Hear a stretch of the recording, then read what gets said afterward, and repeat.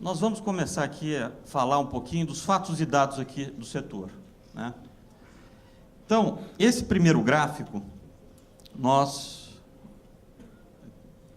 apresentamos aqui os investimentos, esses valores já estão a valor presente, valor atualizado, os investimentos do setor de 2012 a 2017. Né? E a gente pode ver claramente que nós estamos, se continuarmos nessa trajetória, daqui a pouco nós vamos chegar a patamar de 2012. Né? Isso é preocupante no sentido de que nós estamos num momento em que nós precisamos dar um salto de infraestrutura, um salto de ampliação da cobertura, de ampliação da capacidade das redes, para que a gente possa sustentar o país nessa transformação para uma sociedade conectada. E na hora que a gente vê a margem, esse gráfico aqui compara inúmeros países, e aqui está o Brasil, né, com uma margem média de EBITDA do setor de 31,3%. Isso também acaba se refletindo, né,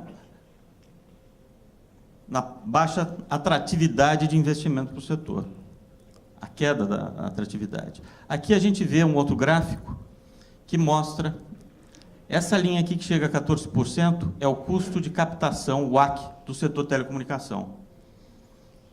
Tá? Esse é metodologia e dados, inclusive, da Anatel.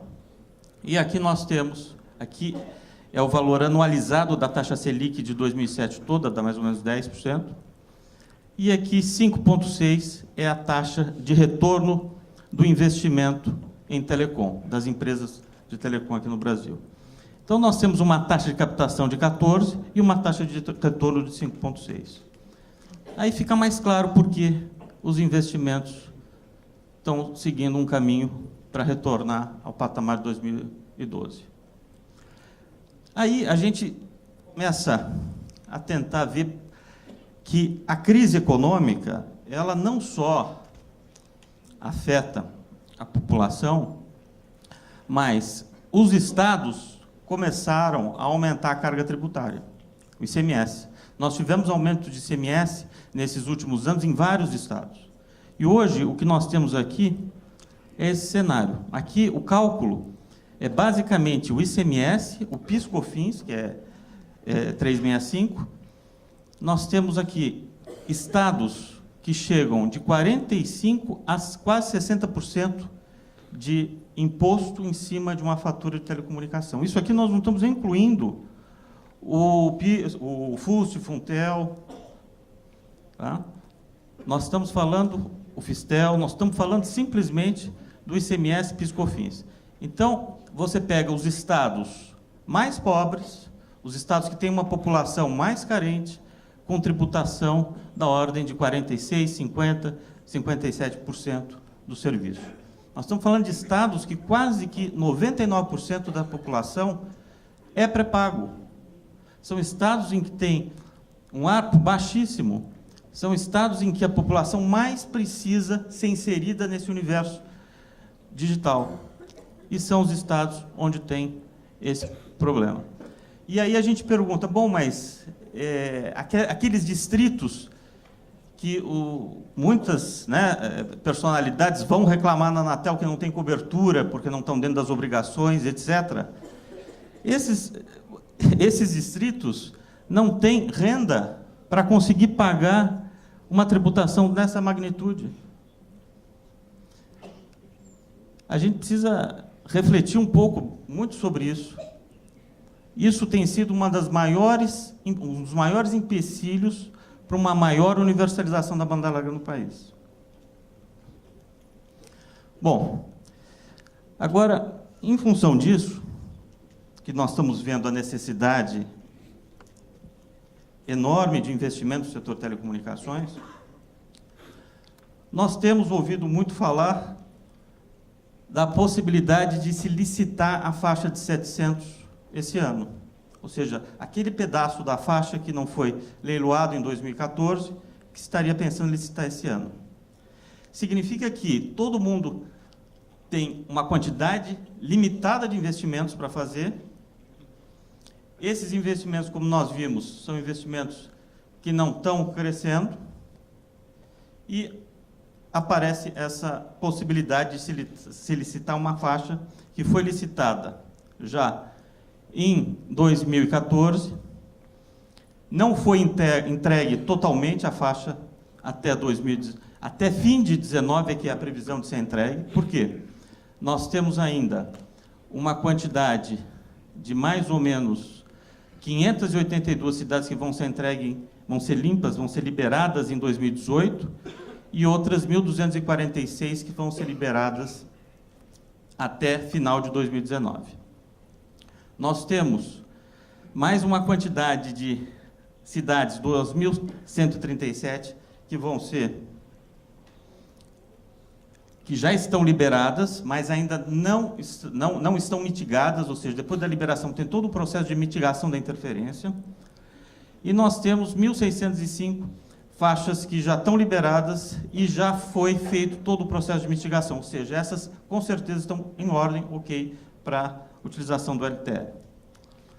Então, nós temos aqui um trabalho enorme que está sendo feito pela EAD, que é a empresa que foi constituída pelas operadoras que ganharam a faixa, né, a Claro, a Vivo, a TIM e a Algar. O trabalho coordenado pela Anatel, pelo Gired, que, por sinal, um trabalho extraordinário, feito pelo setor privado junto com a Anatel, que no começo teve muita dificuldade com os radiodifusores, mas depois, quando eles perceberam o avanço que estava tendo, eles abraçaram, e aí o negócio tomou uma dinâmica muito maior, só que ela ainda não foi entregue. Nós só vamos receber isso, portanto, nós só vamos começar a poder amortizar esse investimento de forma plena a partir da entrega total dessa faixa. Depois nós temos aqui outra discussão que está aparecendo com muita força, que é o leilão do 3,5, né? A faixa de 3,5. Né? Não há dúvida nenhuma que a faixa de 3,5 é uma faixa importantíssima para o 5G, mas ela é importante para o 5G, e não para se tentar obter essa faixa para fazer o 4G agora. Essa faixa é muito importante para o 5G, que vai estar aí lá por 2020, 2021, mais avançado. Essa faixa é uma faixa, e a gente conhece bem esse assunto, seja porque nós temos essa faixa de 3,5, seja porque nós temos o satélite e o serviço que nós precisamos dos radiodifusores para fazer a parabólica, né, que tem no Brasil inteiro. São 20 milhões de parabólicas pelo PNAD. Existe uma interferência, que é uma interferência que não é simples, na utilização do 3,5 com as parabólicas. A Anatel está fazendo um trabalho, liderado pelo conselheiro Leonardo, como ele mencionou.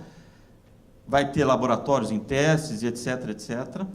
Esse é um processo que não é simples.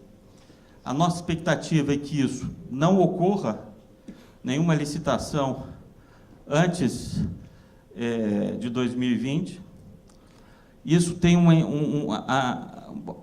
por incrível que pareça, isso a gente aprendeu muito com a questão da EAD, com a limpeza do sinal analógico. A TV parabólica, ela tomou até uma importância mais relevante com o processo de digitalização da TV aberta. Porque, apesar da melhor qualidade do sinal digital, há localidades, em função do relevo e em função da propagação, em que a TV continua sendo, ou até ampliou, a participação, a necessidade da TV parabólica. Então, esse processo, nós entendemos que ele vai ser mais complicado do que estava se parecendo. As antenas, todo mundo sabe que essas antenas são de baixíssima qualidade, que são comercializadas aí em todos os lugares do Brasil. Os filtros que existem hoje são filtros que não são, na realidade, parece que só existe um ou dois, mas são caros. E não é uma coisa simples como distribuição de kit com antena. Isso nós estamos falando de antenas parabólicas, que cada um tem um tipo de antena, uma padronização, etc. Enfim, aqui a mensagem é que esse processo é um processo que não pode ser feito de forma assodada, ele é delicado, mas é necessário e vai demandar um esforço muito grande. e ele deve ser destinado especificamente para 5G, e não para se fazer 4G, que já tem muita frequência para 4G. Em falando de espectro, aqui nós trazemos um comentário sobre a consulta pública da Anatel com relação ao Spectrum Cap, né? Hoje está se discutindo uma possível alteração no Spectrum Cap que existe, né? E lembrando, hoje, as operadoras nacionais que estão aí, as 5 operadoras nacionais, compraram o seu conjunto de frequências baseado num Spectrum Cap que envolvia um conjunto de frequências e outras frequências que não estavam nesse conjunto de Spectrum Cap, mas estavam em leilões com cap específicos por licitação. E agora, o importante que nós achamos, pelo menos na nossa visão, é que, se tudo foi comprado dentro das regras, algumas empresas fizeram mais investimento, outras nem tanto, mas foram compradas dentro das regras, qualquer alteração no Spectrum Cap, ele deveria, pelo menos na nossa visão, permitir oportunidades iguais para investimento em novos leilões e para eventuais consolidações do setor, de forma que uma mudança regulatória não venha, por si só, acabar empurrando uma consolidação de uma ou outra empresa ou permitindo que, num determinado leilão, apenas uma ou outra empresa possam adquirir as frequências. Tá? Bom, e, por fim, falando um pouco de IoT, que nós temos falado aqui no evento muito, né? A gente resolveu destacar 3 pontos aqui que são muito importantes e que estão relativamente dentro aqui do nosso segmento de setor para atuação. Primeiro, a desoneração fiscal do Fistel, né? É praticamente impensável se imaginar que o Brasil consiga se destacar ou ter uma atuação muito ampla no segmento de IoT, se a gente tiver o Fistel uma cobrança única por Fistel. Então, aqui, esses valores de TFF, TFI, TFF é o pagamento anual, TFI é o pagamento na instalação, na ativação. Então, na instalação 5,68 e na TFF 1,89. Isso já é o valor com a redução que existe no Fistel para máquina a máquina. Ou seja, pensar que você vai vender serviços de IoT que você tem quantidades pequenas de faturamento, valores pequenos de dados muito pequenos, e tem que pagar isso inviabiliza qualquer modelo de negócio, tá? Em uma escala massiva, realmente, de IoT. Outro ponto importante que aqui se fala muito, inclusive o sindicato, o Sintel Brasil, criou o prêmio de empresa amiga da internet, da digitalização, que as prefeituras receberam, algumas prefeituras receberam, é a questão do licenciamento das estações, né? Isso é uma coisa assim da maior gravidade e, às vezes, as pessoas pensam que isso é segundo plano. Isso é uma das coisas mais relevantes. A dificuldade que cidades importantes, e aí eu falo aqui, São Paulo, por exemplo, é um exemplo desse. A maior cidade do Brasil é uma das cidades mais difíceis de se colocar infraestrutura para a internet, para 4G, para 5G, vai ser pior ainda, porque nós vamos precisar de muito mais antena, né? Depois, roaming permanente. Roaming permanente, nós, às vezes, estamos ouvindo aqui algumas menções de que pode ser que volte essa discussão novamente. O roaming permanente é uma loucura. É se permitir que uma empresa... se permitir que uma empresa estrangeira, que está de outro país, estabelecida em outro país, através do roaming, simplesmente ela embarca em dispositivos, em máquinas, manda para cá, esses chips se ativam na rede da qual ela tem um acordo geral, normal de roaming, e passa a prestar serviço aqui no país. Sem licença, sem pagamento de imposto, tendo faturamento lá fora. Quer dizer, é uma coisa impensável que a gente possa permitir que um segmento, que é o IoT, que vai ser fundamental para o setor de telecomunicações aqui no Brasil, possa ser canibalizado dessa forma, através do roaming permanente. Então, meu tempo já acabou, mas na linha, mais ou menos, do que nós estávamos querendo apresentar, e também concordando inteiramente com a apresentação do nosso colega Navarro da Vivo.